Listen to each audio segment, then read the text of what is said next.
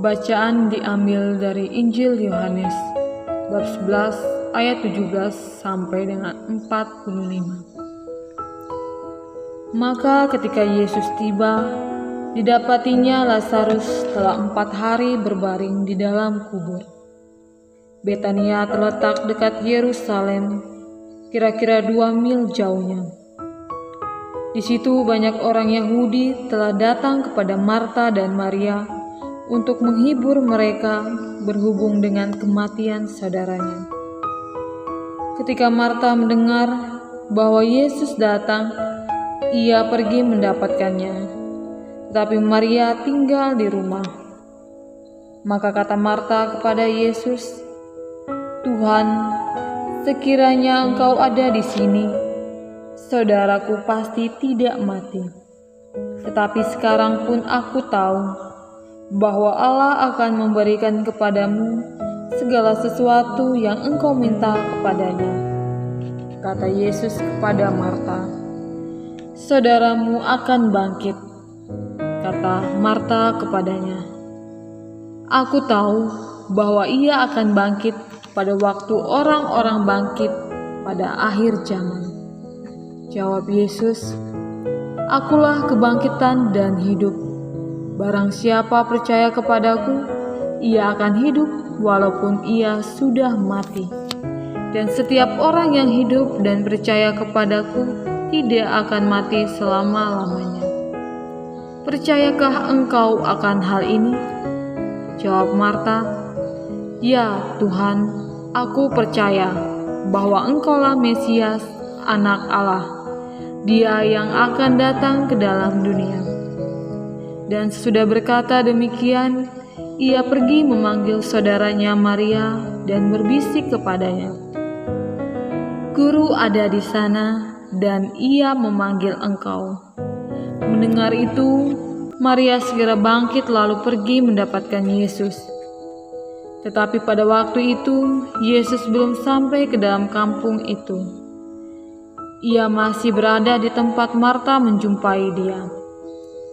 Ketika orang-orang Yahudi yang bersama-sama dengan Marta di rumah itu untuk menghiburnya melihat bahwa Maria segera bangkit dan pergi keluar, mereka mengikutinya karena mereka menyangka bahwa ia pergi ke kubur untuk meratap di situ. Setibanya Maria di tempat Yesus berada dan melihat dia, tersungkurlah ia di depan kakinya dan berkata kepadanya, "Tuhan, sekiranya Engkau ada di sini, saudaraku pasti tidak mati." Ketika Yesus melihat Maria menangis dan juga orang-orang Yahudi yang datang bersama-sama dia, maka masgullah hatinya.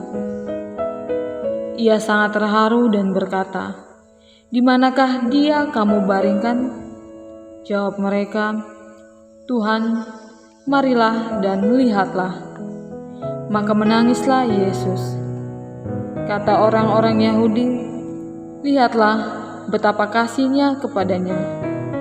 Tetapi beberapa orang di antaranya berkata, "Ia yang memelaikan mata orang buta, tidak sanggupkah ia bertindak sehingga orang ini tidak mati?"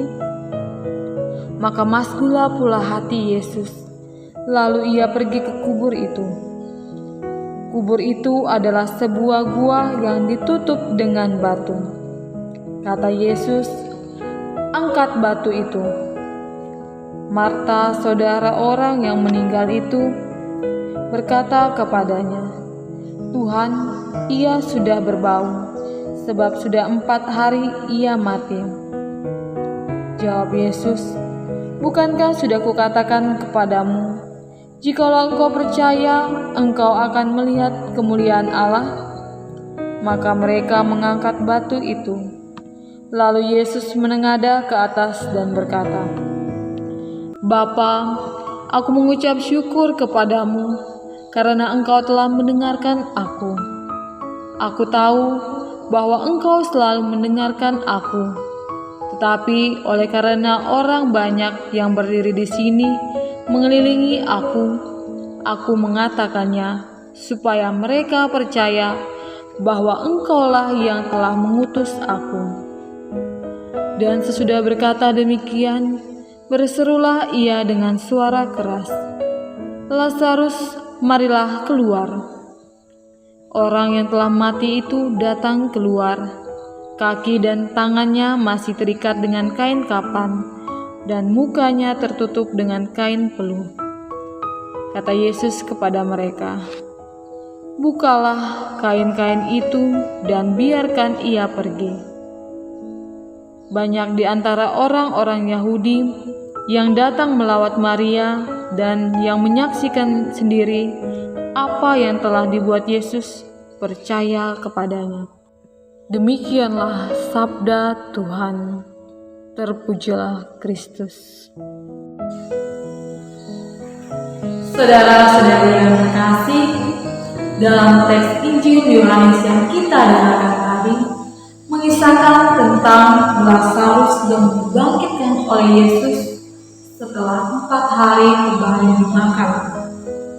Sementara Maria dan Marta dalam sikap batin yang percaya dan terus berharap tetap menantikan kedatangan Yesus untuk memastikan bahwa saudara mereka akan dibangkitkan pada akhir zaman. Namun Yesus memberikan penegasan lain bahwa Akulah kebangkitan dan hidup. Barang siapa percaya kepadaku, ia akan hidup walaupun ia sudah mati. Dan setiap orang yang hidup dan percaya kepadaku tidak akan mati selama-lamanya. Yesus tidak saja berbicara tentang harapan dan masa depan, melainkan kepenuhan pengharapan pada saat itu di depan Maria dan Marta serta semua orang yang hadir di tempat duka Lazarus. Penegasan Yesus atas perannya dalam kebangkitan dan kehidupan kekal memperkuat kembali kepercayaan serta pengharapan Maria dan Marta yang sempat goyah ketika itu. Maka Marta mengungkapkan kepastian iman dengan berkata, "Ya Tuhan, aku percaya bahwa Engkau Mesias, Anak Allah, Dia yang akan datang ke dunia." Hal yang sama pula diungkapkan oleh Maria ketika menemui Yesus. Maria pun tersungkur di depan kaki Yesus sebagai tanda ungkapan iman dan kepercayaannya di tengah kesedihan dan keterharuan karena kehilangan Lazarus saudara mereka.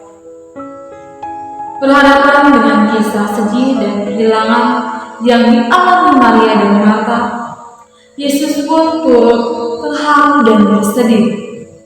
Ungkapan kesedihan Yesus tidak terlepas dari dorongan kasih-Nya kepada Lazarus.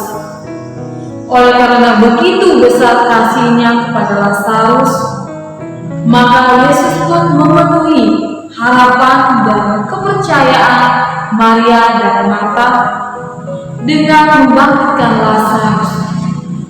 Dengan demikian, Yesus ingin menunjukkan kesetiaan kepada Lazarus dan menunjukkan kemuliaan Allah bagi orang-orang yang sebelumnya tidak percaya kepadanya.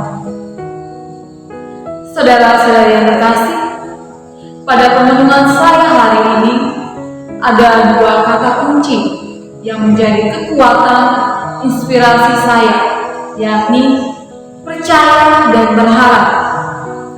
Teladan kepercayaan dan pengharapan yang ditampilkan Maria dan Marta hendaknya menjadi teladan dan contoh iman bagi kita. Sekalipun Yesus datang pada waktu yang dianggap tidak menguntungkan, namun mereka tetap percaya dan berpegang bahwa tindakan Yesus melampaui kesedihan dan kehilangan mereka. Saudara-saudari yang terkasih, dalam jalan kehidupan ini, kita pun sering, bahkan selalu ditimpa perasaan kehilangan, terutama pada situasi pandemi ini. Tidak sedikit anggota keluarga, kerabat, sahabat, bahkan orang-orang yang kita sayang kita tidak hanya merasakan kehilangan, tetapi juga diliputi rasa putus asa, kecewa, marah, dan terluka.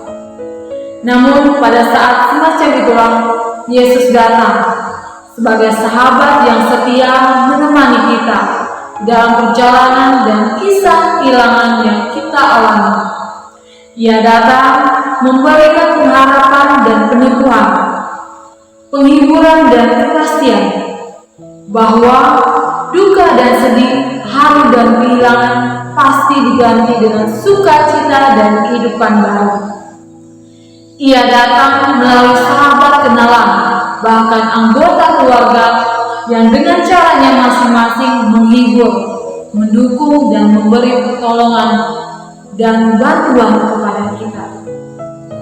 Panggilan kita sebagai pengikut Kristus adalah menjadi sahabat bagi mereka yang membutuhkan bantuan kita, bagi mereka yang menderita sakit, yang sedang putus asa, bahkan mereka yang merasakan kehilangan.